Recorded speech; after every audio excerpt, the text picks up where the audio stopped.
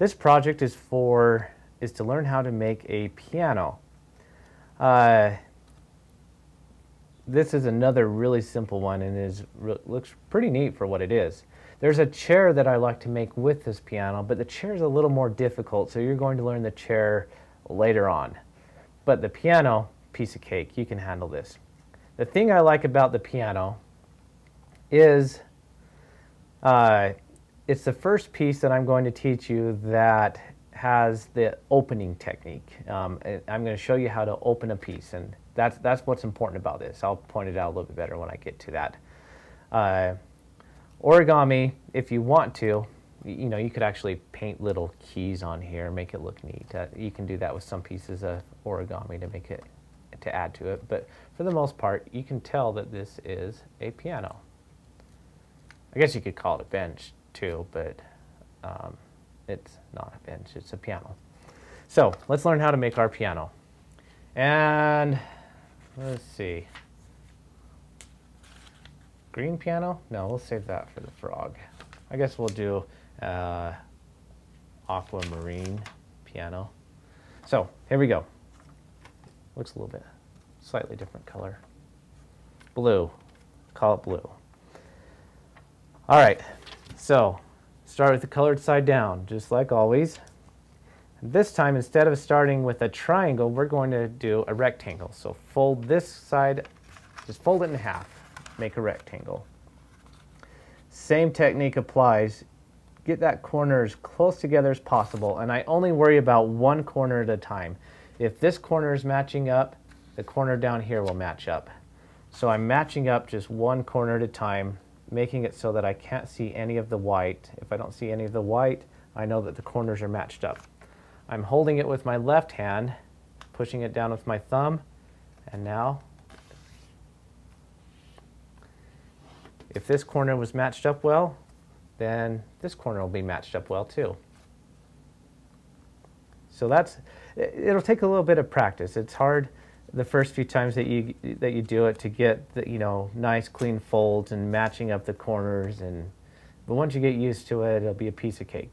So folding in half. It doesn't seem that hard to fold it in half, I know, but you'd be surprised at how many people struggle with getting a good clean fold like this. So practice it. Get good at making nice clean folds. It'll make your origami look really neat instead of just kind of neat. So fold the rectangle first. Okay, I'm turning it over so the flaps are on the bottom now. And I'm going to fold it in half again. We're going back to a square. Hopefully you can see how I did that. I folded over, matched up the corners, held it in one piece, and then slid my finger against it, went over it again with my thumb. Okay, we're back to a square. Now, open it back up. Now we're going to fold this edge to this center crease that we just made. So, once again, fold it in and make sure this top edge is lined up if that's where you're going to start. Line it up real good.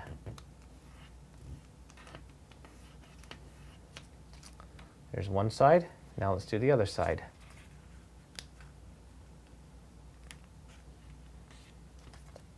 Oh, that's a little off.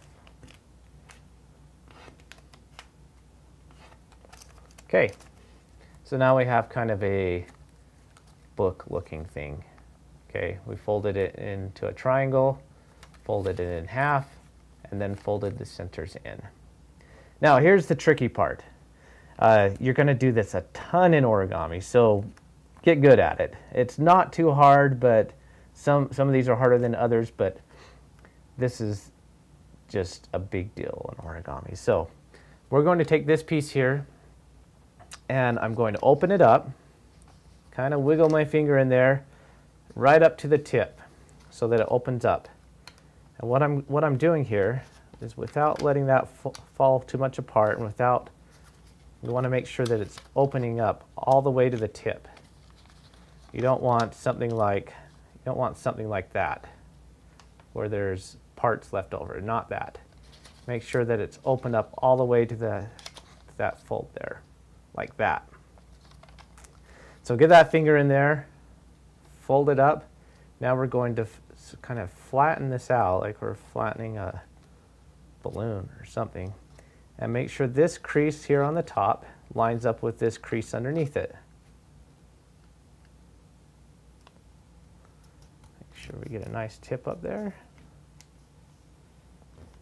It looks like a little house. Okay, do that with the other side. Notice how I'm getting my finger in there, kind of opening it up all the way to the tip. I'm trying to, sometimes I like to hold this here so it doesn't slip out of the way. Press it down, make sure it's opening all the way to the tip, fold that out. Flatten those, go over it with your fingernail. There we go. You know, it almost looks like a little house. So if you offset these a little bit, you could actually make it look like a little house, but that's not what we're doing. We're making a piano. Okay, next step. This little flap right here, fold that up to where we meet the colored edge there. It's going to be right about halfway. So just fold it right up to the top. Crease it with your fingernail.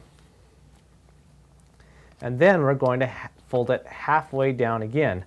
We're going to take this top edge and bring it to this right here.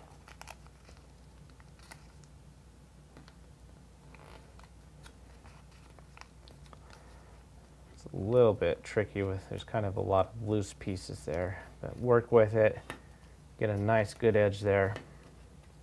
Okay, so we just kind of did an accordion type thing, and we went up first and then down like that. So looks like that.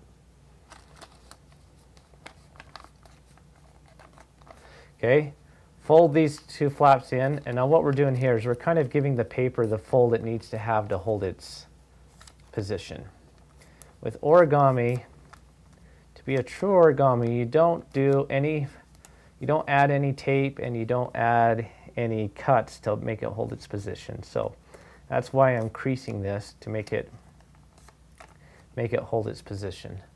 Okay, once I have that there, I'm going to open it up and I'm going to pull this down, and you'll feel it kind of snap underneath these paper edges to hold its place. And there we have it. That is our awesome origami piano.